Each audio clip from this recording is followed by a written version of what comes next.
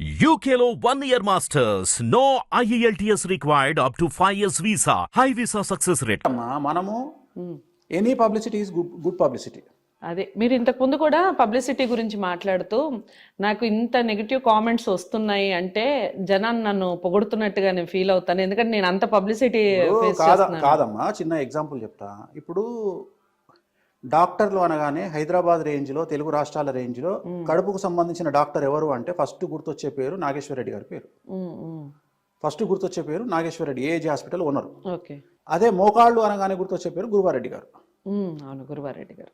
Okay, so అట్లా ప్రతి దాంట్లో ఒకళ్ళ పేరు గుర్తొస్తే వాళ్ళ లైఫ్ ఎక్కడో ఉన్నట్టు.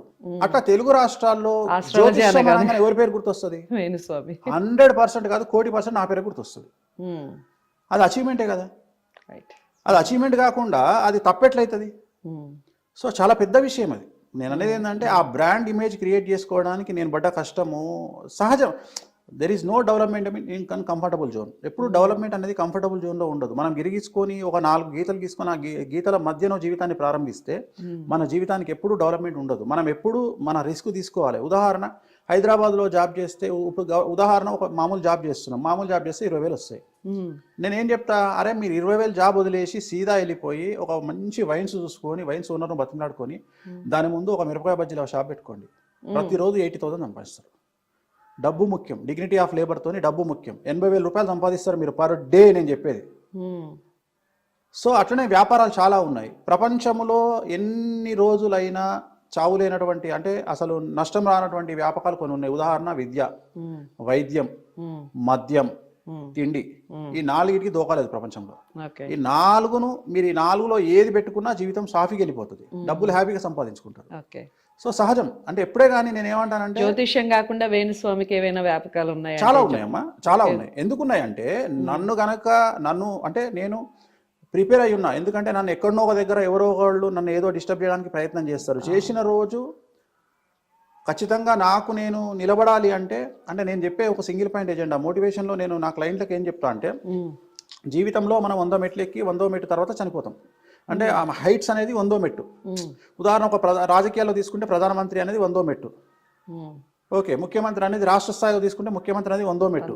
సో అట్లా ప్రతిదీ ఉండే. ఐఏఎస్ అంటే ఒక చీఫ్ సెక్రటరీ స్థాయి 100వ మెట్టు, ఐపీఎస్ అంటే డీజీపీ స్థాయి 100వ మెట్టు. ఇట్లా అన్ని మెట్లలో మనం ఎదుగుతున్న క్రమంలో, ఇప్పుడు ఉదాహరణ నేను 60వ మెట్టు మీద ఉన్నా అనుకుంటే, నేనేమంటా అంటే 60వ మెట్టు మీదనే చనిపోవాలంట.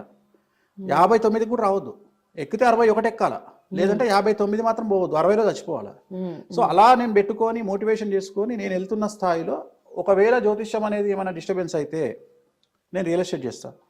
ఓకే, నాకు రియల్ ఎస్టేట్ వ్యాపకాలు ఉన్నాయి. ప్లస్ నేను ఇతరత్ర నాకు చాలా వ్యాపకాలు. నాకు సెలూన్ ఉంది, పబ్ ఉండే. యాక్చువల్గా ఈ మధ్యకాలంలో చాలా సమస్యలు వస్తున్నాయని పబ్బు తీసేసిన.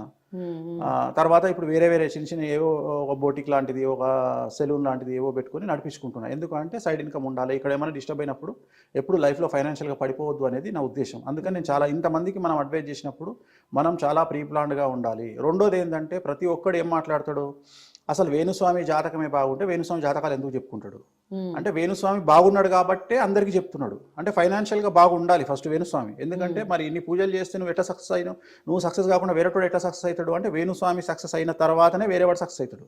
సో వేణుస్వామి సక్సెస్ అయిన తర్వాతనే జ్యోతిష్యం చెప్తున్నాడు. మళ్ళీ వాళ్ళే అంటారు వేణుస్వామికి ఇన్ని డబ్బులు ఎక్కడి అని. అంటే నేను అదే చెప్తున్నా. అంటే తిట్టాలనుకునే నోరు నాలుక ఎటుపడితే అటు తిరుగుతుంది కాబట్టి ఏదన్నా మాట్లాడవచ్చు. నేను ప్రిపేర్ అయ్యి ఉన్నా. సో నేను ప్రిపేర్ అయ్యి ఉన్నా.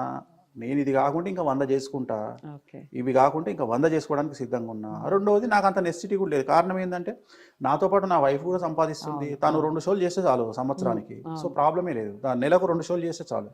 సో సంవత్సరం మొత్తం 10 షోలు చేసుకుంటే నేను హ్యాపీగా కాలమే కాలేసుకొని బతకొచ్చు. సో టెన్షన్ లేదు. రైట్.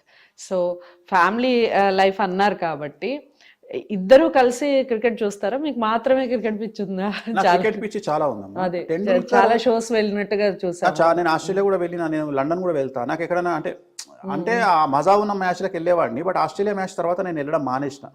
ఎందుకంటే ఏమైతుంది అంటే, ఈ సోషల్ మీడియా యుగం వచ్చిన తర్వాత నేను చెప్పిన దాన్ని వాళ్ళు ఇష్టం వచ్చినట్టు దాన్ని ఎడిట్ చేసుకొని నన్ను చాలా డిగ్రేడ్ చేయడానికి చాలా తీవ్రమైన ప్రయత్నాలు చేస్తూ ఉన్నారు. సో నేను అందుకని ఒక నిర్ణయం తీసుకున్నా ఈ మధ్యన. ఏంటంటే, తెలుగు రాష్ట్రాలకు సంబంధించిన సెలబ్రిటీ జాతకాలు ఇక మీద చెప్పను, పాన్ ఇండియా లెవెల్లో చెప్పుకుంటా. అంటే బాలీవుడ్, కర్ణాటక, తమిళ్, కేరళ, మహారాష్ట్ర.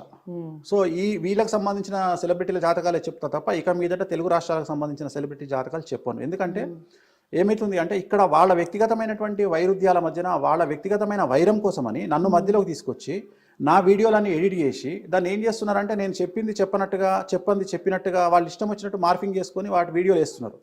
సో దానివల్ల నాకు వచ్చే నష్టం ఏం లేదు. కాకపోతే ఆ చికాకులు నాకు అనవసరం అనిపిస్తున్నాయి. అంటే ఎందుకు చెప్పాలా, ఓ సందీప్ రెడ్డి వంగాలాగా అర్జున్ రెడ్డి సినిమా తీసిన తర్వాత ఆయనను మన దగ్గర విపరీతంగా ట్రోల్ చేసిరు, తిట్టిరు. ఆయన తిక్కబుట్టి ఏం చేసిండు, చక్కగా పోయి బాలీవుడ్లో సినిమాలు చేసుకుంటుండు. ఇవాళ యానిమల్ అనే సినిమా విమానంలో సెక్స్ చేస్తే అందరూ ఎగబడి చూసిరు ఆ సినిమా. అసలు ఆ సినిమా మనం చూసే కల్చర్ కాదు. అదే తెలుగు సినిమా తీసుంటే బండబూతులు తిట్టేవాడు. అది బాలీవుడ్ లెవెల్లో ఇవాళ 700 కోట్లు వసూలు చేసింది ఆ సినిమా. అందుకనే నేను కూడా స్థాయి మార్చుకుంటున్నాను. అంటే మన స్థాయి మారినప్పుడు ఎందుకు రిస్క్ అవసరం, రిస్క్ కూడా కాదు, దరిద్రం ఎందుకు అని. అంటే వీళ్ళ ఎందుకు ఇదంతా 80 వారం అంత ఎందుకు. సో ఇప్పటి నుండి హ్యాపీగా బాలీవుడ్. అంటే మీరు బాలీవుడ్ అంటున్నారు కాబట్టి మన స్టార్స్ కూడా అందరూ బాలీవుడ్ స్టార్స్ అయిపోతున్నారు కదా. అల్లు అర్జున్ గారు, ప్రభాస్ గారు. అయినా చెప్పను, మన వాళ్ళు బాలీవుడ్కి వచ్చినా చెప్పను, ఓన్లీ ఆ లోకల్ కమ్యూనిటీనే తీసుకుంటా. తమిళనాడు బాలీవుడ్లో హిందీ యాక్టర్స్ నేను ఇక్కడ నుండి వెళ్ళిన వాళ్ళ జోలికి పోదలుచుకోలే, ఇంకా వాళ్ళ జాతకాలు చెప్పను. ఎందుకంటే ఇక్కడ మనోభావాలు దెబ్బతింటాయి. ఎట్లా మనోభావాలు దెబ్బతింటాయి అంటే వేణుస్వామి జాతకాలు చెప్తే మనోభావాలు దెబ్బతింటాయి. కానీ సినిమా ఇండస్ట్రీలో ఉన్న హీరోయిన్లను ఒక న్యూస్ ప్రజెంటర్ వచ్చి లమ్ము అని చెప్పి తిడితే ఎవరికి మనోభావాలు దెబ్బతినాయి. ప్లస్ ఇంకా బండబూతులు తిట్టి మార్ఫింగ్ చేసి ఫోటోలు పెట్టి హీరోయిన్ల ఫోటోలు పెడితే మనోభావాలు దెబ్బతినాయి. సో ఎందుకు ఈ మనోభావాల గొడవ, నాకు హ్యాపీగా నా పని నేను చేసుకుంటా కదా. రెండోది ఏంటంటే ఫ్రీ సర్వీస్ అయిపోయింది నా పరిస్థితి. అంటే ఏమైతుందంటే ఇప్పుడు ఒక ఎక్స్ అనే పర్సన్కు నేను జాతకం చెప్పిన ఆన్ స్క్రీన్లో సోషల్ మీడియాలో, అతను నా దగ్గరికి రాకుండా వేరే వాళ్ళ దగ్గరికి పోయి రెమెడీ చేయించుకుంటాడు. చేయించుకున్నప్పుడు ఏమవుతుంది, అతనికి నేను చెప్పిన సమస్య జరగదు. అప్పుడు నేను ఫెయిల్ అవుతా. సమాజం ఏమనుకుంటుంది, వేణుస్వామి చెప్పిండు పలానా వ్యక్తికి సంబంధించిన సోషల్ మీడియాలో అది జరగలేదు అని అనుకుంటుంది. కానీ వాళ్ళు చేసుకున్న రెమెడీ గురించి ఎవడు మాట్లాడు. అప్పుడు ఏమవుతుంది, నేను డ్యామేజ్ అవుతా. సో నేనేం చేస్తున్నా, ఇప్పుడు కొత్త రూల్ ఏం చేస్తున్నా, ఆ వ్యక్తి గురించి వ్యక్తికి చెప్పకుండా నా చుట్టూ ఉన్న 5,000 వ్యక్తికి చెప్తున్నా.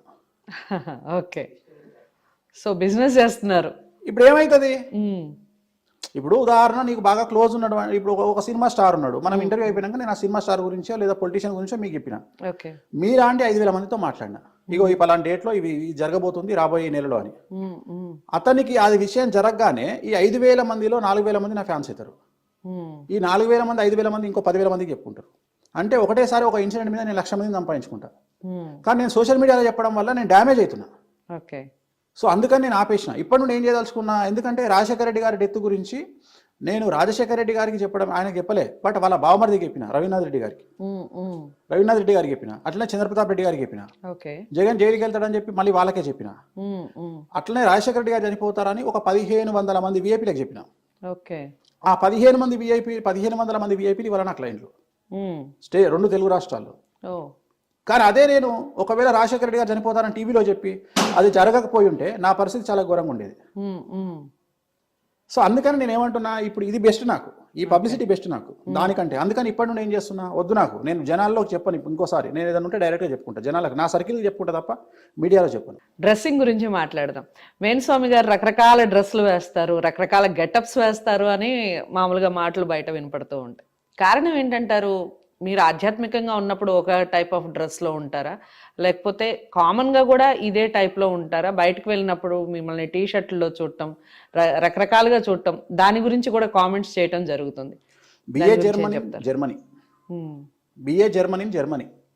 జర్మనీలో ఉన్నప్పుడు జర్మన్ లాగా బిహేవ్ చేయడం ఒక సామెత ఉంది. సో నేను జ్యోతిష్యం చెప్పేటప్పుడు నేను పంచ మీద ఇట్లుంటా. నా అటైర్ ఇదే జనరల్గా, నేను నా సింగిల్ అటైర్ నాది. నేను ఎక్కువ నేను మాక్సిమం నేను వేసేది ఎల్లో, రెడ్, గ్రీను, తర్వాత ఆరెంజ్, కాషాయం. ఈ 4 నా రెగ్యులర్ గా. దాంట్లో ఎల్లో నాది రెగ్యులర్ గా ఉంటుంది. కారణం ఏంటి అంటే బగాలాముకి రాజశ్యామల పూజ చేసే వాళ్ళందరూ వెంకటేశ్వర స్వామి వారిని పూజ చేసే వాళ్ళకు దీన్ని లెమన్ ఎల్లో అంటారు. ఇది లెమన్ ఎల్లో, ఇది వెంకటేశ్వర స్వామి వారిది, ఎట్ ది సేమ్ టైం ఇది బగాలమ్మకి అమ్మవారిది. సో ఈ రెండు నేను బాగా కోరుకునేటువంటి, నేను పూజించేటువంటి దేవుడి అమ్మవారు. ఇటు వెంకటేశ్వర స్వామి వారు అయితేనేమి, అటు బగాలమ్మకి అయితేనేమి, వాళ్ళకు సంబంధించినటువంటి డ్రెస్ ఇది. అందుకనే ఎక్కువగా నేను వేసే దాంట్లో లెమన్ ఎల్లో ఉంటుంది. అది కాకుండా రెడ్ వేస్తూ ఉంటాను, కాషాయం వేస్తూ ఉంటాను, అప్పుడప్పుడు గ్రీన్ వేస్తూ ఉంటాను. సో ఇది కాకుండా ఇప్పుడు నేను ఏదన్నా దేశానికి వెళ్ళినప్పుడు ఆ దేశానికి సంబంధించి ఖచ్చితంగా ఆ డ్రెస్ అనేది మామూలుగా వేసినప్పుడు షార్టో లేకుంటే ట్రాక్ సూటో లేకుంటే టీ షర్టో వేసుకొని మనం బయటకు వెళ్తాం కదా. నేను ఇవాళ వరకు ఫారెన్ లండన్ వెళ్ళినా, లండన్లో -3 -4లో కానీ, ఈవెన్ ఆస్ట్రేలియాలో క్రికెట్ మ్యాచ్ చూస్తున్నప్పుడు -3 -4 ఉన్నా నేను ఎక్కడ కనీసం జర్కిన్ వేసుకోలే.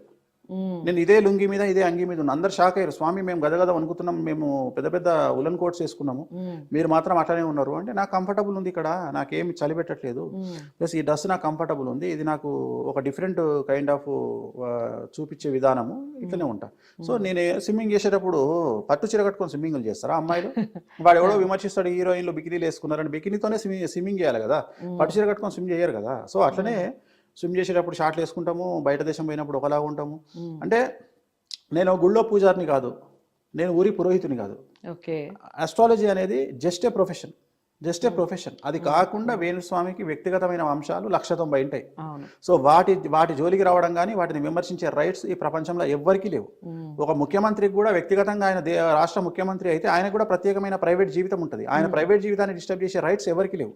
అట్లనే నాకు కూడా ప్రైవేట్ లైఫ్ ఉంటుంది. సో దాన్ని డిస్టర్బ్ చేసి దాన్ని ఎత్తి చూపే రైట్స్ ఎవరికి లేవు. ఇక అఘోరాల విషయానికి వస్తే, మీరు అఘోరాలను నమ్ముతారా? అఘోరా ఈ మధ్య కాలంలో బాగా అఘోరీ డిస్కషన్ నేను చేయను, అఘోరాలను నమ్ముతా. అఘోరాలకు సంబంధించి ఒకే ఒక విషయం చెప్తా మీకు. మనకు కుంభమేళా జరుగుతుంది యూపీలో కానీ గయాలో కానీ. కుంభమేళా జరిగినప్పుడు మీకు ఎక్కడ ఆన్ రోడ్ ట్రావెలింగ్ అనేది ఎక్కడ అఘోరాలను మనం చూడం.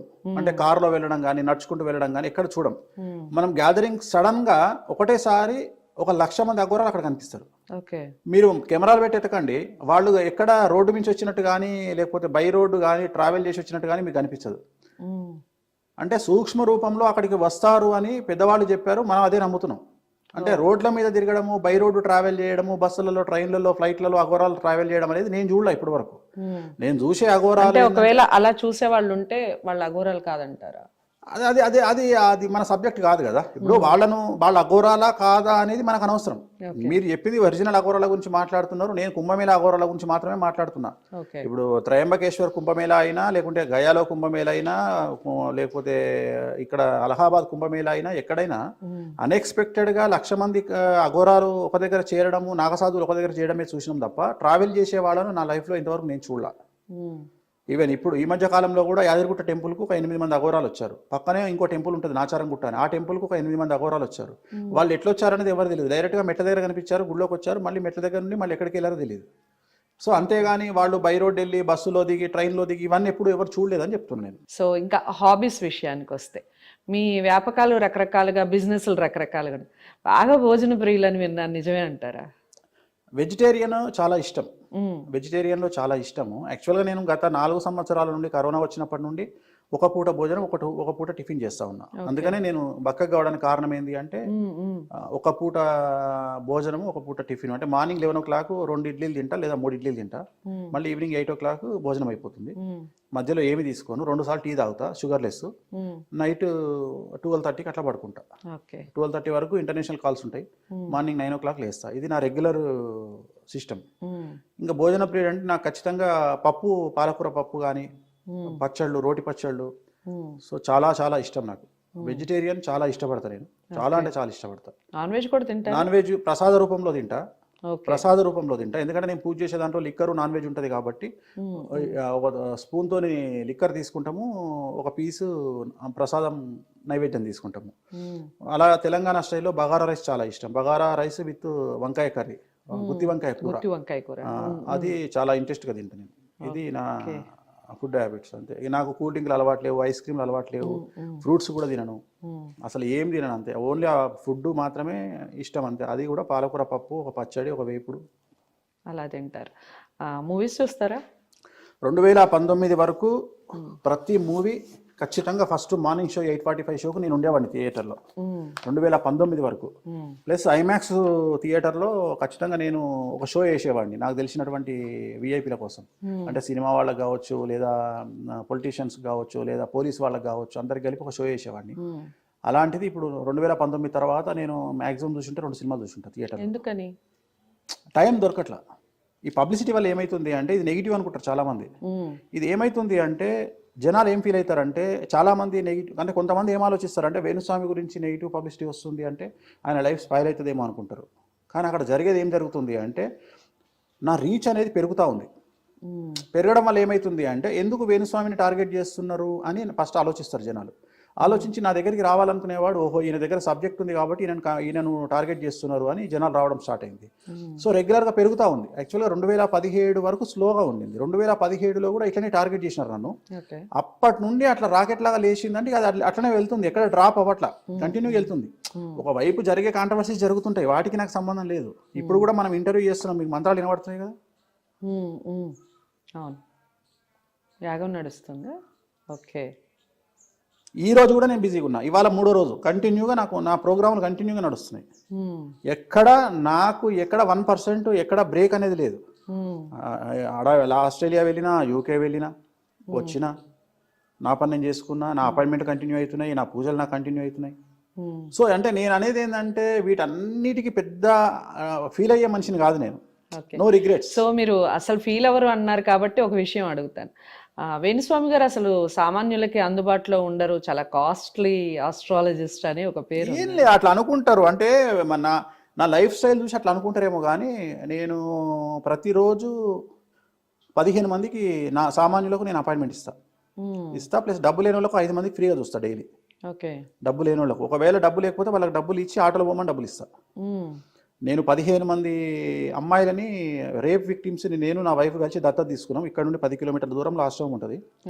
రేప్ విక్టిమ్స్, వాళ్ళకు మతిస్థిమితం లేదు, రేప్ చేయబడ్డ అమ్మాయిలు 10 మందిని ఫస్ట్ 10 మందిని తీసుకున్నాం, తర్వాత 18 మందిని తీసుకొని దత్తత తీసుకొని వాళ్ళందరినీ 2014 నుండి మేమే మెయింటైన్ చేస్తున్నాం. ప్రజెంట్ ఒక అమ్మాయికి మెడిసిన్ చదివిస్తున్నాం యూరోప్లో. అట్లనే ఈ చుట్టుపక్కల గ్రామాల్లో ఏమైనా సడన్ డెత్స్ అయితే ప్రతి ఇంటి కుటుంబానికి 50,000 రూపాయలు ఇస్తాం. సో నేను అనుకున్నది ఏంటంటే నా సంపాదన నుండి 15 నుండి 20% ప్రతి సంవత్సరం జనాలకి ఖర్చు పెట్టాలి, లేని జనాలకి అది కూడా ఖర్చు పెట్టాలి అనేది నా వైఫ్ నేను తీసుకున్న నిర్ణయం. సో అది చేస్తూనే ఉంటాము. సో డబ్బు లేని వాళ్ళ పట్ల చాలా చాలా చాలా చాలా కన్సర్న్ ఉంటుంది. అండ్ నా దగ్గర పనిచేసే డ్రైవర్ల దగ్గర నుండి మొదలుకుంటే నా మేనేజర్ల వరకు ప్రతి ఒక్కరిని కూడా ఈ రోజు వరకు మా ఇంట్లో నేను కానీ నా వైఫ్ కానీ అరే అని చెప్పి మాట్లాడలేదు. నా కూతురు కూడా అన్న అని మాట్లాడుతుంది, నా వైఫ్ తమ్ముడు అని మాట్లాడుతుంది, పని వాళ్ళతో కూడా. సో అంత కేరింగ్గా ఉంటాం. ఎక్కడ కూడా అంటే మాకు తెలిసిన విషయం ఏంటంటే ఒక మనిషి మనస్తత్వాన్ని, ఒక మనిషి గొప్పతనాన్ని అంచనా వేయాలి అంటే అమితాబ్ బచ్చన్ లాంటి మనిషి, టాటా, మన చనిపోయిన టాటా గారు ఏమన్నారంటే వాళ్ళ దగ్గర పనిచేస్తున్న పని మనుషులు ఓల్డెస్ట్ అయితే వాళ్ళు చాలా మంచోళ్ళు అని చెప్పిండు. ఎక్కువ కాలం వాళ్ళ దగ్గర పనిచేసిన వాళ్ళు అయితే కనుక ఆ యజమానులు మంచోళ్ళు అని రతన్ టాటా గారు చెప్పారు. ట్రూ కదండి నిజంగా ఆలోచిస్తే. సో అట్లా నా దగ్గరకు వచ్చిన వాళ్ళు ఈ రోజు వరకు మళ్ళీ ఇంకొకళ్ళు వెళ్ళిపోలేదు. ఇవాళ వరకు నా దగ్గరకు వచ్చినటువంటి పనివాడు నా ఇంట్లో నుండి బయట అడుగు పెట్టలేదు. అందరు కంటిన్యూ అవుతున్నారు. 15 ఏళ్ల కింద. ఎంతమంది ఎంప్లాయీస్ ఉంటారు వేణుస్వామి గారి దగ్గర? నాకు ఒక 2 డ్రైవర్లు ఉన్నారు. 2 పాపకు, మా వైఫ్ ఒక డ్రైవర్, నాకు ఒక డ్రైవరు, ఒక 4 సెక్యూరిటీ ఉంటారు నాకు. సెక్యూరిటీ ఎందుకు అంటే ఏం లేదు, ఇప్పుడు మన గురించి తప్పుగా ఆలోచన చేసే వాళ్ళు ఏమైనా తప్పుడు పని చేస్తే అంటే మన గురించి అందరికి తెలియాలని లేదు కదా. ఇప్పుడు నేనేందో తెలంగాణ పుట్టిన నేను, నాది ఇదే కాన్స్టిట్యున్సీ, కేసీఆర్ కాన్స్టిట్యున్సీ నాది. కేసీఆర్ ఎంత రఫ్ అండ్ టఫ్ తోడ్పడో నేను అంత రఫ్ అండ్ టఫ్. నేను ఏబీపీలో పనిచేసిన. సో నేను చూస్తే నాది పంతులు బ్రాహ్మణ్ అనుకుంటారు కానీ నా వేషాలన్నీ వేరే ఉంటాయి. అంటే చాలా రగ్గడు మనిషి నేను, చాలా రగ్గడు. అంటే నేను ఎంత సాఫ్ట్గా కనిపిస్తున్నానో నాకు గనక కోపం వస్తే కోపం రాదు. బేసిక్గా నేను ఏమంటానంటే నా మూడ్స్ను కమాండ్ చేసే పరిస్థితి నేను అవతల వాడికి ఇవ్వను. అంటే ఎవడో వచ్చి నా మూడును స్వింగ్ చేయలేడు.